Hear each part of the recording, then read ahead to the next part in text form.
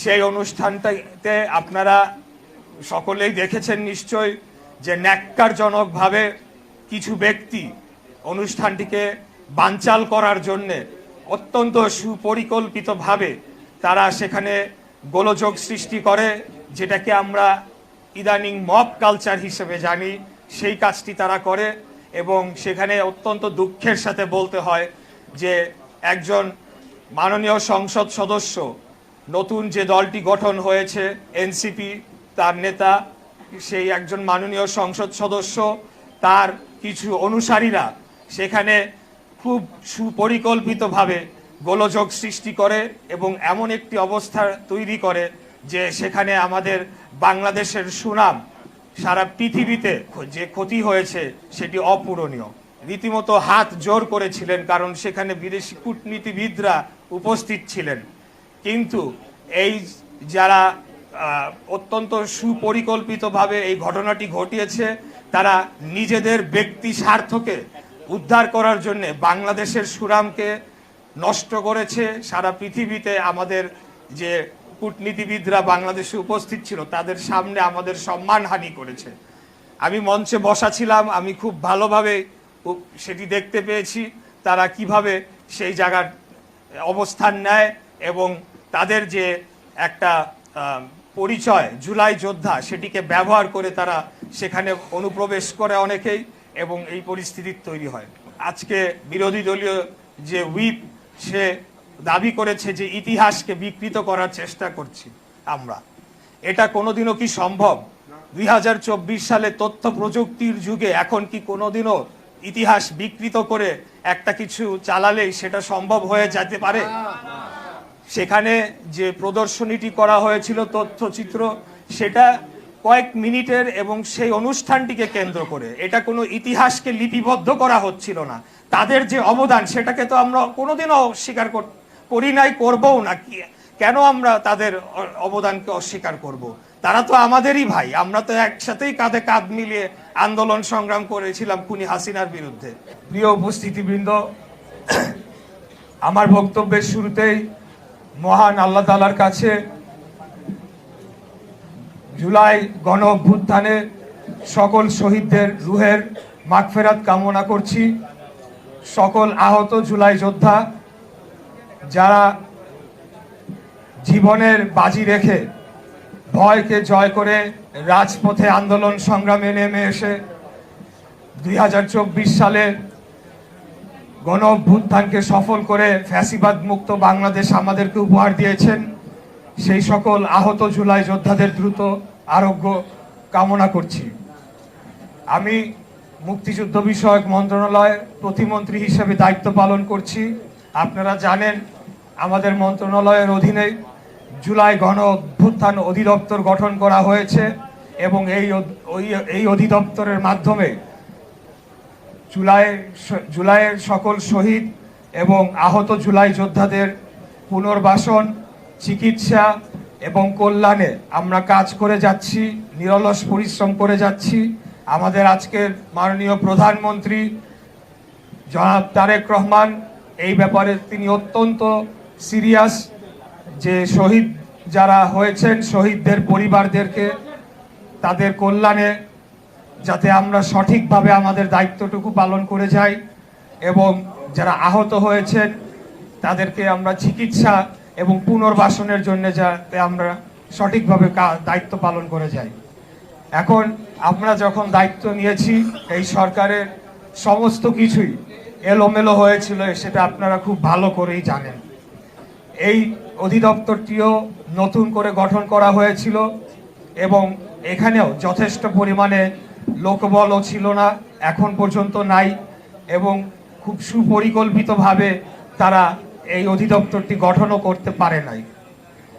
তৎকালীন সময়ে ছাত্র প্রতিনিধি নামে কিছু ব্যক্তিদেরকে দিয়ে তারা কর্মকাণ্ড পরিচালিত করেছে এবং পরবর্তীকালে একটা নির্বাচিত সরকার আসার পর এই অধিদপ্তরে এখন বর্তমানে একটা শূন্যতা বিরাজ করছে, যেটি আমরা ইতিমধ্যেই পদক্ষেপ নিয়েছি।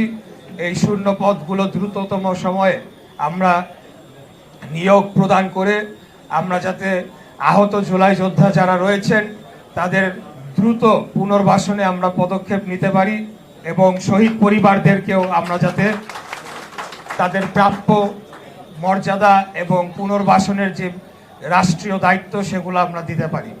ইতিমধ্যে আপনারা জেনেছেন যে সরকার এই নতুন বাজেট যে ঘোষণা হয়েছে সেখানে নতুন প্রকল্প হাতে নেওয়া হয়েছে, অর্থ বরাদ্দ হয়েছে, শহীদ পরিবারদের আবাসন নিশ্চিত করা হবে। সেই লক্ষ্যে প্রায় ১৫০০ আবাসনের জন্য ইতিমধ্যে অর্থ বরাদ্দ করা হয়েছে, যা গৃহায়ন ও গণপূর্ত মন্ত্রণালয়ের মাধ্যমে নির্মাণ করা হবে এবং আমরা মুক্তিযুদ্ধ বিষয়ক মন্ত্রণালয় সেগুলো তালিকা তাদের কাছে দেব এবং পরবর্তীতে হস্তান্তর প্রক্রিয়া সেটা সরকারিভাবে সম্পন্ন করা হবে। আমরা বর্তমানে 3টা ক্যাটাগরিতে আহত জুলাই যোদ্ধাদের চিকিৎসা এবং মাসিক ভাতা প্রদান করে চলেছি। ক, খ এবং গ।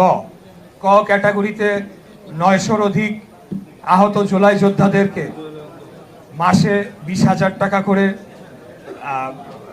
আর্থিক অনুদান দেওয়া হচ্ছে।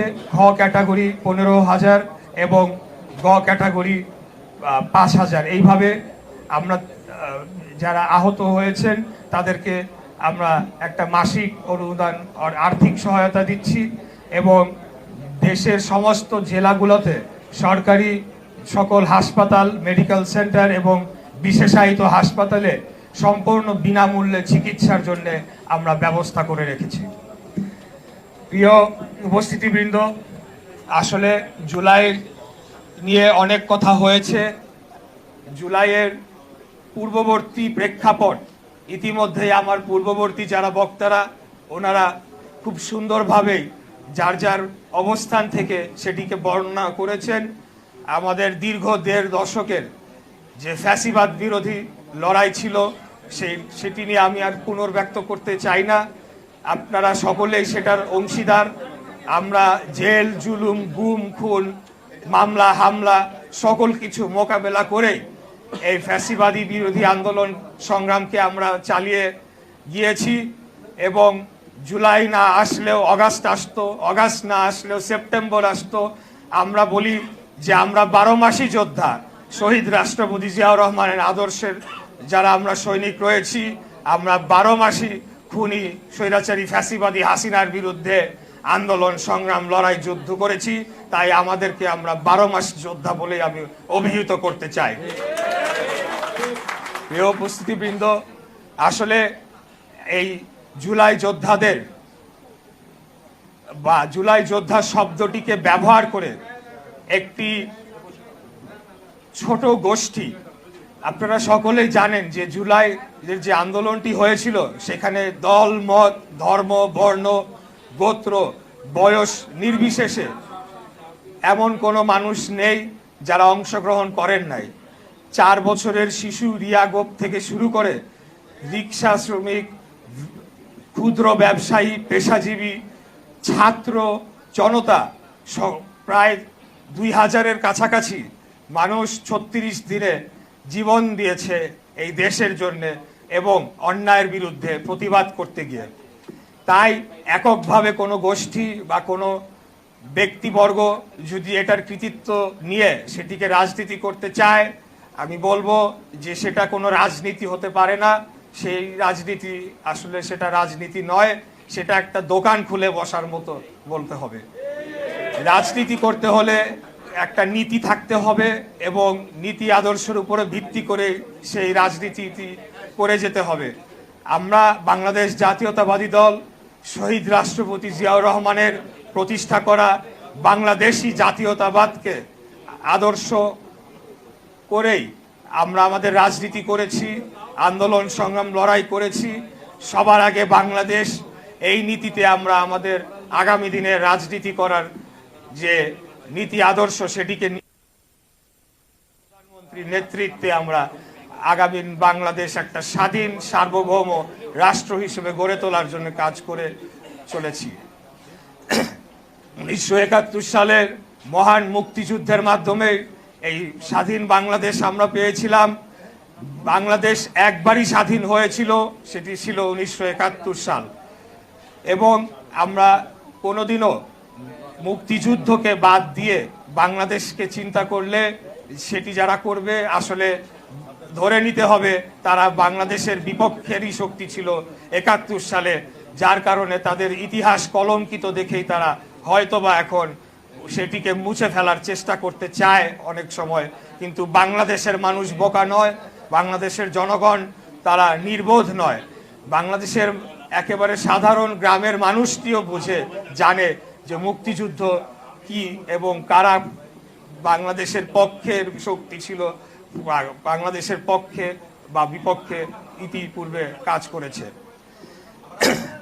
আমি খালি এতটুকু বলতে চাই যে আমাদের ইতিহাস যদি দেখেন, বিএনপির আমাদের কোনো গণহত্যার ইতিহাস নাই, আমাদের কোনো সময় বাংলাদেশের বিপক্ষে অবস্থান করার ইতিহাস নাই। কিন্তু অন্য দুটি বড় রাজনৈতিক দল যদি বলি তাহলে তাদের ৭১-এর ইতিহাস কি ছিল, তাদের অবস্থান কি ছিল বাংলাদেশ প্রশ্নে সেটাও আমরা জানি, গণহত্যার সাথে তারা জড়িত ছিল কিনা সেটাও আমরা জানি। ২০২৪ সালে আরেকটি দল তারাও গণহত্যার সাথে জড়িত ছিল কিনা, বাংলাদেশের বিপক্ষে ছিল কিনা সেটাও বাংলাদেশের মানুষ খুব ভালো করেই জানে, আমাদেরকে নাম পরিচয় করিয়ে দিতে হবে না। তো প্রিয় উপস্থিতিবৃন্দ, আরেকটা বিষয় একটু কথা আজকে বলতেই হবে, যেহেতু ঘটনাটি গতকালকে ঘটেছে। আপনারা জানেন যে এই ৫ই আগস্ট জুলাই গণ অভ্যুত্থান দিবসের রাষ্ট্রীয় অনুষ্ঠানে মুক্তিযুদ্ধ বিষয়ক মন্ত্রণালয়ের পক্ষ থেকে আয়োজন করা হয়েছিল। সেখানে আজকে মহামান্য রাষ্ট্রপতি মেজর হাফিজউদ্দিন আহমেদ বীর বিক্রম তিনি প্রধান অতিথি হিসেবে ছিলেন। আমাদের মন্ত্রণালয়ের মন্ত্রী তিনি সভাপতিত্ব করেছিলেন এবং সেখানে সারা দেশের যে আমাদের সারা পৃথিবী থেকে যে বিভিন্ন বিদেশি কূটনীতিবিদ সহ বিভিন্ন উচ্চপদস্থ কর্মকর্তারা ছিলেন এবং অনুষ্ঠানটি ছিল জুলাইয়ের যারা শহীদ পরিবার এবং আহত জুলাই যোদ্ধা তাদেরকে সংবর্ধনা দেওয়া, তাদেরকে সম্মান প্রদান করার জন্য একটা অনুষ্ঠান ছিল। সেই অনুষ্ঠানটাতে আপনারা সকলেই দেখেছেন নিশ্চয় যে ন্যাক্কারজনকভাবে কিছু ব্যক্তি অনুষ্ঠানটিকে বানচাল করার জন্যে অত্যন্ত সুপরিকল্পিতভাবে তারা সেখানে গোলযোগ সৃষ্টি করে, যেটাকে আমরা ইদানিং মব কালচার হিসেবে জানি, সেই কাজটি তারা করে। এবং সেখানে অত্যন্ত দুঃখের সাথে বলতে হয় যে একজন মাননীয় সংসদ সদস্য, নতুন যে দলটি গঠন হয়েছে এনসিপি, তার নেতা, সেই একজন মাননীয় সংসদ সদস্য, তার কিছু অনুসারীরা সেখানে খুব সুপরিকল্পিতভাবে গোলযোগ সৃষ্টি করে এবং এমন একটি অবস্থা তৈরি করে যে সেখানে আমাদের বাংলাদেশের সুনাম সারা পৃথিবীতে যে ক্ষতি হয়েছে সেটি অপূরণীয়। কারণ সেখানে উপস্থিত সকল কূটনীতিবিদ যারা রয়েছে তারা ভীত সন্ত্রস্ত হয়ে সেই অনুষ্ঠান স্থল ত্যাগ করে। তারা যে অজুহাত দিয়েছিল, যে কারণটি দেখাচ্ছিল, সেই বিষয়ে আমি বিস্তারিত এখন বলবো না। কিন্তু কোনো মানুষের একটা প্রতিবাদ বা তার একটা মন্তব্য বা একটা মত থাকতেই পারে বা কোনো একটা বিষয়ে সে দ্বিমত পোষণ করতেই পারে, কিন্তু একটা রাষ্ট্রীয় প্রোগ্রামে সেই দ্বিমত প্রকাশ করার অনেক সভ্য উপায় রয়েছে। আপনারা লক্ষ্য করে দেখবেন যে আমাদের ওই অনুষ্ঠানে যারা মাননীয় মন্ত্রী ছিলেন, মুক্তিযুদ্ধ বিষয়ক মন্ত্রী আহমেদ আজম খান, উনি রীতিমতো হাত জোর করেছিলেন কারণ সেখানে বিদেশি কূটনীতিবিদরা উপস্থিত ছিলেন। কিন্তু এই যারা অত্যন্ত সুপরিকল্পিতভাবে এই ঘটনাটি ঘটিয়েছে, তারা নিজেদের ব্যক্তি স্বার্থকে উদ্ধার করার জন্য বাংলাদেশের সুনামকে নষ্ট করেছে। সারা পৃথিবীতে আমাদের যে কূটনীতিবিদরা বাংলাদেশে উপস্থিত ছিল তাদের সামনে আমাদের সম্মানহানি করেছে। আমি মঞ্চে বসা ছিলাম, আমি খুব ভালোভাবে সেটি দেখতে পেয়েছি তারা কিভাবে সেই জায়গার অবস্থান নেয় এবং তাদের যে একটা পরিচয় জুলাই যোদ্ধা সেটিকে ব্যবহার করে তারা সেখানে অনুপ্রবেশ করে অনেকেই এবং এই পরিস্থিতি তৈরি হয়। যাই হোক, আজকে আপনাদের মাধ্যমে আমরা এই কথাটি বলতে চাই যে জুলাই গণ অভ্যুত্থান কোনো এক ব্যক্তি, কোনো একটি দল বা কোনো একটি গোষ্ঠীর ছিল না। এটি ছিল বাংলাদেশের সর্বসাধারণের একটি আন্দোলন এবং অন্যায়ের বিরুদ্ধে রুখে দাঁড়াবার আমরা যে যোদ্ধার জাতি 1971 সালে যেভাবে সবাই দলমত নির্বিশেষে মুক্তিযুদ্ধে ঝাঁপিয়ে পড়েছিল, একই সেখান থেকে অনুপ্রেরণা নিয়েই কিন্তু পরবর্তীকালে বাংলাদেশে যত সংগ্রাম হয়েছে, আন্দোলন হয়েছে, 90-এর গণ অভ্যুত্থান হয়েছে, 2024 সালেও স্বৈরাচারী ফ্যাসিবাদী খুনি হাসিনার বিরুদ্ধে গণ অভ্যুত্থান হয়েছে। আমি আরেকটা কথা বলতে চাই, যারা এই নিজেদের জুলাই যোদ্ধা পরিচয় ব্যবহার করে রাজনৈতিক দল গঠন করেছে এবং গতকালকে এই ঘটনার পরবর্তীকালে সেই রাজনৈতিক দলের প্রধান এবং আজকে বিরোধী দলীয় যে হুইপ, সে দাবি করেছে যে ইতিহাসকে বিকৃত করার চেষ্টা করছি আমরা। এটা কোনোদিনও কি সম্ভব? 2024 সালে তথ্য প্রযুক্তির যুগে এখন কি কোনোদিনও ইতিহাস বিকৃত করে একটা কিছু চালালেই সেটা সম্ভব হয়ে যেতে পারে? সেখানে যে প্রদর্শনীটি করা হয়েছিল তথ্যচিত্র, সেটা কয়েক মিনিটের এবং সেই অনুষ্ঠানটিকে কেন্দ্র করে এটা কোনো ইতিহাসকে লিপিবদ্ধ করা হচ্ছিল না। তাদের যে অবদান সেটাকে তো আমরা কোনোদিনও অস্বীকার করি নাই, করবও না। কেন আমরা তাদের অবদানকে অস্বীকার করব? তারা তো আমাদেরই ভাই। আমরা তো একসাথেই কাঁধে কাঁধ মিলিয়ে আন্দোলন সংগ্রাম করেছিলাম খুনি হাসিনার বিরুদ্ধে। তাহলে আজকে পুরা রাষ্ট্রকে কেন সারা বিশ্বের কূটনীতিবিদদের সামনে লজ্জিত এবং অপমানিত করলো তারা ক্ষুদ্র স্বার্থের জন্যে? তাদের যদি কোনো মত পার্থক্য থাকতো সেটি জন্যে কিন্তু যথেষ্ট সভ্য উপায় ছিল আমাদের সাথে কথা বলার, আমাদের সাথে কমিউনিকেট করার। আমরা সেই জিনিসটা আমরা সংশোধন করতাম, কিন্তু তারা সেটি না করে তারা যে অন্যায় আচরণটি করেছে তার মধ্য দিয়েই প্রমাণ হয়ে যায় আসলে তারা ওইটা ছিল একটা অজুহাত। যে কোনো অজুহাতেই তারা সেদিন গতকালকে গোলযোগ করবে, এই ধরনের একটা পরিকল্পনা শুধু ওই রাষ্ট্রীয় অনুষ্ঠানে না, সারা দেশের বিভিন্ন স্থানে তারা এটি করেছে। এটা অত্যন্ত দুঃখজনক। আমি যখন অনুষ্ঠানটি শুরু হয় তার আগে শহীদ পরিবার যেখানে বসা ছিল তাদের সাথে গিয়ে কথা বলছিলাম।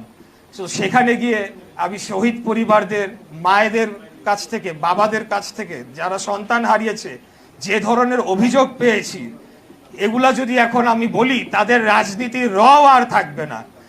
কয়েকদিন আগে আমি মাতুয়াইলে গিয়েছিলাম, সেখানে 17 জন জুলাই শহীদদের কবর রয়েছে। তাদের কবর আর কবর নাই, তাদের কবর কোনো রকম দেখা যায় ওইটা, অথচ এই প্রত্যেকটি শহীদের কবরকে পাকা করার জন্য, স্থায়ী করার জন্য বিগত অন্তর্বর্তীকালীন সরকারের সময় অর্থ বরাদ্দ করা হয়েছিল প্রত্যেকটি কবরের জন্য 2 লক্ষ টাকা করে। এখন কোনো জায়গায় 20,000 30,000 টাকা দিয়ে কোনো রকমে তারা সেই কবরগুলোকে করেছে। সেগুলো এখন ভঙ্গুর দশা, বেশিরভাগই আর নাই হয়ে গিয়েছে। তারা যা কবরের টাকা মেরে খেয়েছে সেই কথা যদি আমরা জনগণের কাছে বলি তাহলে কি তাদের রাজনীতি থাকবে? এরকম অনেক তথ্য রয়েছে, কিন্তু আমরা বিভাজন সৃষ্টি করতে চাই না বিধায় আমরা এই জিনিসগুলা জনগণের সামনে তুলে নিয়ে আসি না। তারা যে জুলাই ফাউন্ডেশন করেছে সেটার কোনো হিসাব দিয়েছে? সেখানে তো সরকারের অর্থ, জনগণের ট্যাক্স পেয়ারের টাকা বরাদ্দ হয়েছে, আরো অনেক অর্থ বিভিন্ন জায়গায় বরাদ্দ হয়েছে। সেগুলোর যদি আমরা অডিট করি, হিসাব দেই, তাহলে তারা মুখ দেখানোর জায়গা থাকবে না। কিন্তু আমরা মনে করি তারা আমাদের সহযোদ্ধা, তারা ফ্যাসিবাদী বিরোধী আন্দোলনে, গণতন্ত্র পুনরুদ্ধারের আন্দোলনে আমাদের সহযোদ্ধা ছিলেন। তাদের অনেক ত্যাগ রয়েছে, তাদেরও রাজনীতি করা উচিত, করার অধিকার রয়েছে। এবং আমরা চাই বাংলাদেশে একটা গণতান্ত্রিক রাজনৈতিক পরিবেশ থাকুক, যেখানে সকলে মিলে আমরা বাংলাদেশটাকে এগিয়ে নিয়ে যেতে পারি, যার কারণে আমরা কাদা ছোড়াছুড়ি করি না। কিন্তু অত্যন্ত দুঃখজনক যে ক্ষমতার লোভে লালায়িত হয়ে তারা যে অন্তর্বর্তীকালীন সরকারের সময় যে ক্ষমতা ভোগ করেছে, আজকে সেই ক্ষমতা হারিয়ে তারা পাগল হয়ে প্রায় হয়ে গিয়েছে। এবং সেই ক্ষমতা যারা রাষ্ট্র পরিচালনার দায়িত্বে আমরা যারা রয়েছি, কোনোভাবে আমাদেরকে হেয় প্রতিপন্ন করা যায় কিনা সেইটার জন্য তারা প্রয়োজন হলে বাংলাদেশের সম্মানকেও তারা হানি করতে রাজি, কিন্তু এই কাজটি তারা করে চলেছে। এটা অত্যন্ত দুঃখজনক, এটার আমি তীব্র নিন্দা এবং প্রতিবাদ জানাই। আমি আর বেশি কথা বলবো না। সবশেষে এখানে শহীদদের পরিবাররা রয়েছেন, কথা আজকের অনুষ্ঠানটা তাদেরকে নিয়েই হওয়া, তাদের শুধুমাত্র সেই বিষয়ে আমার কথা বলা উচিত ছিল, কিন্তু কিছু বিষয় যেহেতু এখন মিডিয়ার যুগ, আপনারা অনেকে অনেক কিছু ভুল বুঝে থাকতে পারে মিডিয়ার, কারণ এক এক মিডিয়া এক একভাবে বিষয়টিকে উপস্থাপন করেছে। যেখানে অত্যন্ত ধৈর্য সহকারে আমিও বসা ছিলাম অনেকক্ষণ, যখন তারা নিয়ন্ত্রণের বাইরে চলে যাচ্ছিল, অনুষ্ঠানটি আর করা যেত না, তখন বাধ্য হয়ে আমাকে তাদেরকে শান্ত করার জন্য আমাকে কঠোর অবস্থান নিতে হয়েছে, যাতে করে আমরা অনুষ্ঠানটি সম্পন্ন করতে পারি, এবং পরবর্তীতে আমরা সম্পন্ন করেছি।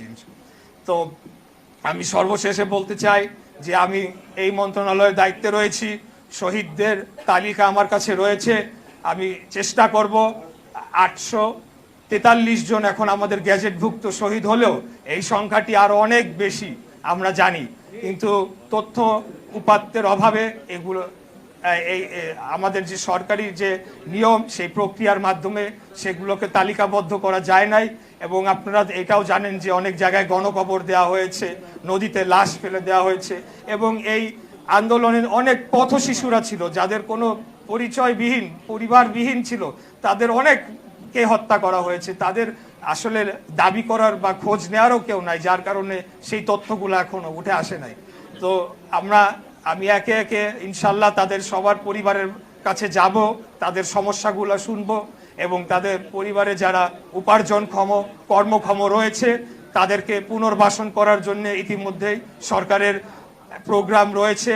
সেখানে 7টি মন্ত্রণালয়কে সমন্বিত করে আমরা তাদেরকে প্রশিক্ষণ দিব, তাদেরকে কর্মক্ষম করে তুলব এবং তাদের কর্মসংস্থান করব। এবার আসি আহত জুলাই যোদ্ধাদের বিষয়ে। যারা আর কর্মক্ষম হয়ে উঠতে পারবে না, তাদেরকে বিশেষ ব্যবস্থায় যাতে আগামী তাদের জীবনটা তারা যাপন করতে পারে সেটির উদ্যোগ গ্রহণ করা হবে। কারণ এখন যে পরিমাণ ভাতা তারা পাচ্ছে সেটা আসলে যথেষ্ট নয়। যেমন যার 2 চোখ চলে গিয়েছে তাকে আপনি কিভাবে কর্মক্ষম করে তুলবেন, এবং তাকে দেখভাল করার জন্য তো আরেকজন লোককেও সাথে রাখতে হয়। তো এই বিষয়গুলা মাথায় নিয়ে যারা সম্পূর্ণ দৃষ্টি প্রতিবন্ধী হয়েছেন তাদের জন্য আলাদা প্রোগ্রাম সেটিকে পরিকল্পনা করা হচ্ছে, এবং যারা কর্মক্ষম হয়ে উঠতে পারেন, যেমন হয়তোবা তারা পঙ্গুত্ব বরণ করেছেন কিন্তু ডেস্ক জব করতে পারে, তাদেরকে আমরা কিভাবে প্রশিক্ষিত করে আবার কর্মক্ষম করতে পারি। কারণ আসলে কেউই রাষ্ট্রের ভাতা নিয়ে বা রাষ্ট্রের উপর নির্ভরশীল হয়ে বাঁচতে চায় না, সকলেই আত্মমর্যাদার সাথে তার নিজের আত্মমর্যাদা নিয়ে কর্মক্ষম হয়ে বাঁচতে চায়। তো সেই পরিকল্পনাগুলো গ্রহণ করা হবে। আর সর্বশেষ যে কথাটি বলতে চাই, 14,500-এর মতো হ্যালো হ্যালো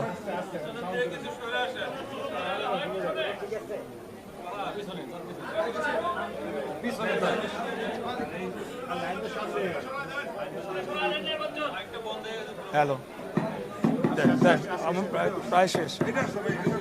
হ্যালো, হ্যাঁ, সর্বশেষ যে কথাটি বলবো, এগুলো এখন বলতেই হবে, কারণ যেহেতু তারা কাদা ছোড়াছুরি করছে বলতেই হবে। 14,000-এর কিছু অধিক সংখ্যক জুলাই যোদ্ধা, আহত জুলাই যোদ্ধাদের গ্যাজেটভুক্ত করা হয়েছে, কিন্তু আমরা জানি এই সংখ্যাটি 30,000 বা তারও অধিক হবে। শুধুমাত্র বিএনপি পরিচয় দেখে আমাদের ছাত্রদল সহ অনেক অঙ্গ সংগঠনের অনেক গুরুতর আহতকে সেই সময় গ্যাজেটভুক্ত করা হয় নাই।